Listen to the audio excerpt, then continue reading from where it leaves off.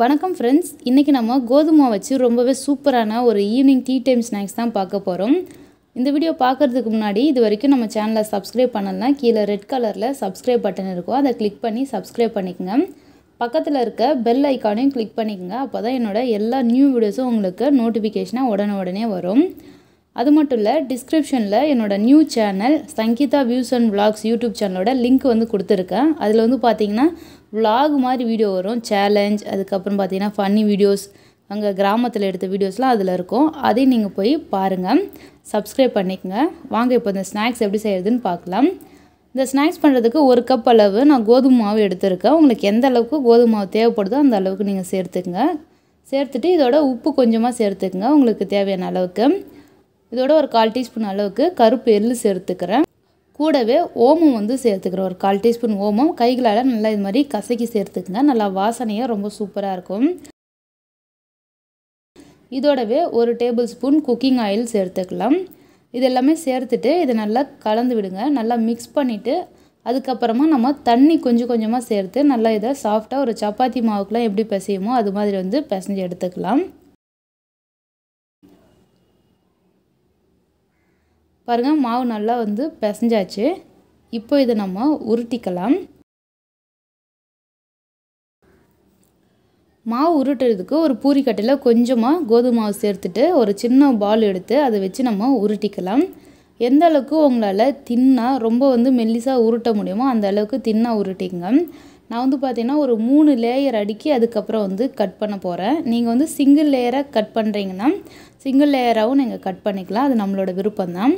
பாருங்கள், இது மாதிரி வந்து நல்லா தின்னாக வந்து உருட்டிக்கணும். இது மாதிரி ஒரு 3 சப்பாத்தி மாதிரி வந்து உருட்டி தனித்தனியாக எடுத்துக்கங்க. அதுக்கப்புறமா அதை நம்ம லேயர் லேயராக வந்து அடுக்கிட்டு கட் பண்ணி ஷேப் பண்ணிக்கலாம். இப்போ நான் 3 லேயர் பண்ணிவிட்டேன். ஃபஸ்ட்டு லேயர் கீழே வச்சுட்டு அதில் கொஞ்சமாக வந்து ஆயில் அப்ளை பண்ணிக்கங்க. ஆயில் சேர்த்து எல்லா பக்கமும் படுற மாதிரி ஆயில் அப்ளை பண்ணிவிட்டு அதுக்கப்புறமா கொஞ்சமாக வந்து கோதுமை மாவு எடுத்து அது மேலே தூவி விடுங்க. இது மாதிரி வந்து நம்ம பண்ணும்பொழுது அடுத்த லேயருக்கும் இந்த லேயருக்கும் வந்து பார்த்திங்கன்னா கேப் இருக்கும், ஒன்றோட ஒன்று நல்லா ஒட்டிக்காமல் வந்து ஃப்ரீயாக இருக்கும். ஸோ இது மாதிரியே நம்ம 3 லேயர் பண்ணிக்கலாம். இது மாதிரி 3 லேயர் வச்சுட்டு லைட்டாக கட்டையில் உருட்டி விடுங்க, அப்போ வந்து நல்லா ஒட்டிக்கும் அது.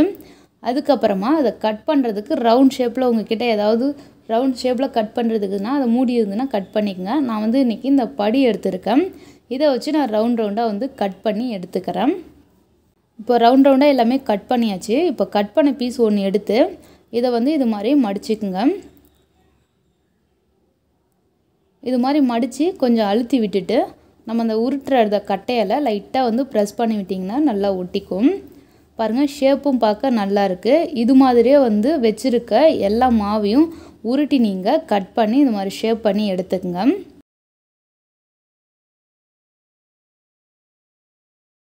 இப்போ எண்ணெய் நல்லா காஞ்சிருக்கு, இதில் ஒரு பீஸாக போட்டு நல்லா சூப்பராக பொரித்து எடுத்துடலாம். லோ ஃப்ளேம்லேயே வச்சு இந்த குக் பண்ணுங்கள், ஏன்னா இதில் நிறைய லேயர் இருக்கிறதுனால உள்ள வரைக்கும் நல்லா கிறிஸ்பியாக வேகணும்னா லோ ஃப்ளேமே வச்சு நல்லா இதை திருப்பி விட்டு நல்லா செவந்து வரும், அது வரைக்கும் நீங்கள் குக் பண்ணி எடுத்துக்கங்க. அந்த கொதிக்கிற எண்ணெய் வந்து நல்லா வந்து எண்ணெய் அடங்கிட்டு செவந்து வர வரைக்கும் நம்ம குக் பண்ணி எடுத்தால் நல்லா கிறிஸ்பியாக உள்ளே ஃபுல்லாக வெந்திருக்கும்.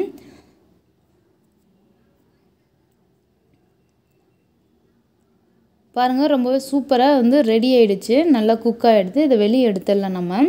அவ்வளோதான், ரொம்ப ஈஸியாக இந்த ஸ்நாக்ஸ் ரெசிபி நம்ம வீட்டிலே செஞ்சிடலாம். கண்டிப்பாக செஞ்சு பாருங்கள், இது கண்டிப்பாக நல்லாயிருக்கும்.